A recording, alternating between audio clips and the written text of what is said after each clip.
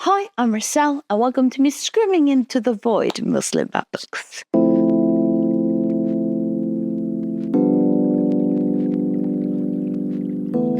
I'm doing a project where I am trying to figure out this whole thriller mystery thing. And to do that, I'm reading a lot of different subgenres within the mystery thriller genre. And one of them is, of course, the classic detective. I love Agatha Christie. I am reading throughout all of her books because, well, why wouldn't you? And I didn't really know that Agatha Christie, when she was writing, was actually a part of a quartet that were called the Queens of Crime. That was Agatha Christie, Dorothy Sayers, Marjorie Allingham, and Nyayo Mars. So I decided, well, why not? If you're going to look at classic detectives, do a bit of a comparison. So I picked out 4 books, one from each author. I read Evil Under the Sun by Agatha Christie, Whose Body by Dorothy Sayers, The Crime at the Ballack Dudley by Marjorie Allingham, and Artists in Crime by Nyayo Mars. All 4 books were picked out because they are books with each representative's classic detective characters.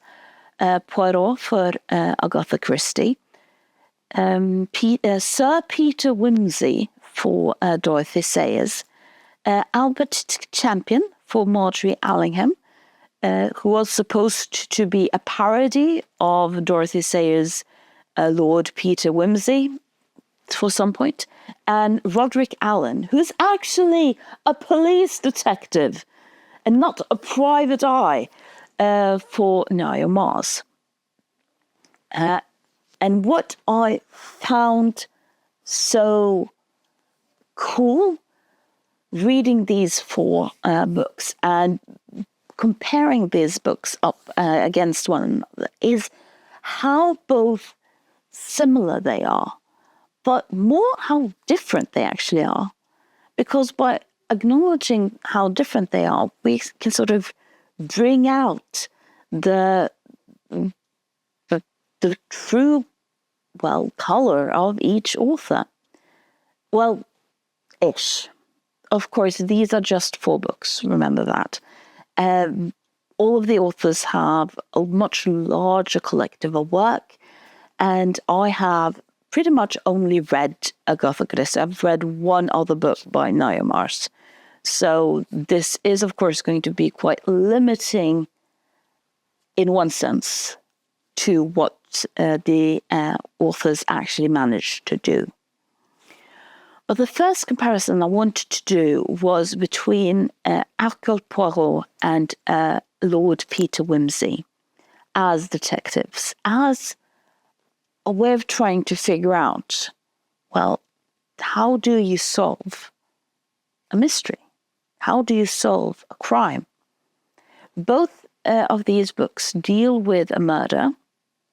Evil Under the Sun is about a woman who is married but also kind of flirty, who is found killed at a beach, and Whose Body is about a dead man that is just found in somebody's bathroom, and the owner of the house in which that bathroom is has no idea who this person is. So that's the title. Whose body is it? And the reason why I think that comparing these 2 books and these 2 ways of, well, being detectives is because they're highlighting the strengths and weaknesses of each other. Now, you can't really talk about crime and you can't really talk about whodunit without mentioning Sherlock Holmes. And Sherlock Holmes had a very specific way of, well, solving his crimes. He is something that we call deductive reasoning. he is, which is exemplified by the quote, when you have excluded everything that isn't possible, what's ever left, however unlikely, has to be the true result. And the difference here in the technique with what Sherlock Holmes did, which was looking for clues and trying to figure out what is the most likely way or reason for that clue to be there, is through the logic or the little grey cells that Hercule Poirot uses. Hercule Poirot isn't interested in clues. And one of the books that actually illustrate this most brilliantly is the book Murder on the Links, where Hercule Poirot is trying to solve a murder and he's pit up against a detective. A detective who's very focused on, well, going out and getting clues. And there is something of a Sherlock Holmes vibes of this detective in Murder on the Links. And the reason why I think that is sort of important, that in this book, Agatha Christie is trying to show how she has a detective that uses logic, not deductive reasoning, is because Lord Peter Wimsey absolutely uses deductive reasoning. He is a new version of, well, Sherlock Holmes. They're not quite Sherlock Holmes. Personality-wise, very, very different.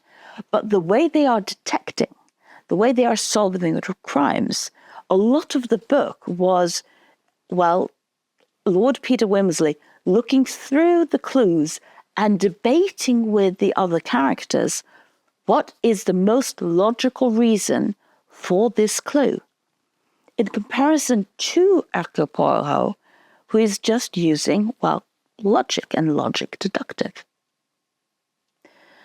So here you can sort of see that one isn't better than the other. It's just, well, different. And a different point of view, a different entry to this point. And then, therefore, you can get something quite different from either Dorothy Sayers or Agatha Christie, even if they're really writing within sort of the same time and genre. And then we have Ngaio Marsh. So this is the second book I've read of her. And what I found was different with her is that she is very much focused on the social interactions. So the first book I read about her, Murder in a White Tie, I actually forgot there was supposed to be a murder in the book while reading it, because the murder is so late in the story. It starts off with everyone being together and there being so much blackmail and the social interactions through that, illustrating that by the time there is a murder, you just, what is going on here? But that also means that you are the detective, because you get to, well, see human interactions. And while the murder is much earlier in Artists in Crime, you can still see that so much of the book is about the social interactions, is about Roderick Allen interviewing all of the suspects and them explaining it. And the focus isn't necessarily on trying to catch them in a lie, but more, who are they? In one way, it's quite similar to Miss Marple from Agatha Christie, who's also very focused on human interactions.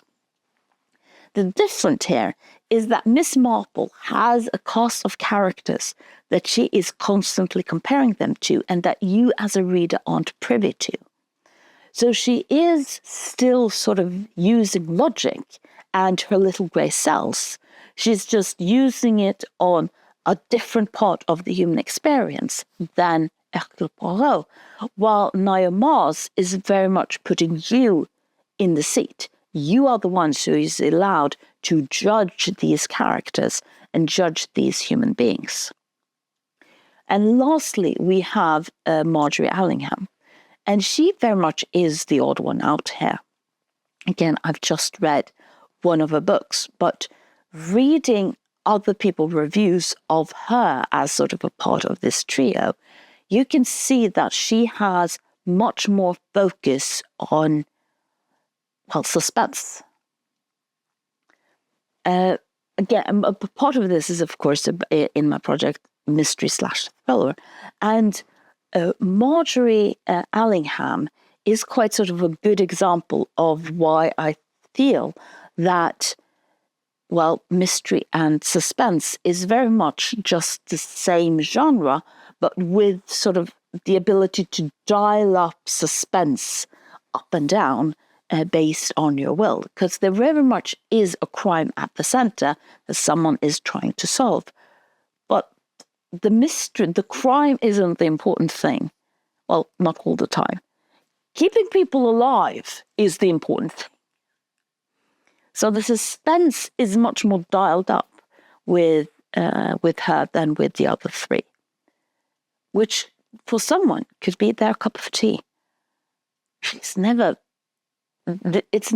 anything gory with her books, but you can see that she sort of plays a lot more with the suspense style than Agatha Dorothy and Naya Mars. Maybe with the exception of Agatha Christie, but that depends on which book you're reading. If you've read And Then There Were None, that's a very good example where you both have a crime that you're desperately trying to solve, but also the suspense button is way up, or way up. I don't know which way this is going to be mirrored. I'm not going to say that any of them is better than anyone else. I know there are other videos you can watch if you want that, but I really like this in the sense of comparing them, because it shows that there are very different ways you can be a queen of crime. So, who's your favorite of the Queen of Crimes? Why are you drawn to that Queen of Crime? And thank you for listening to me screaming into the void.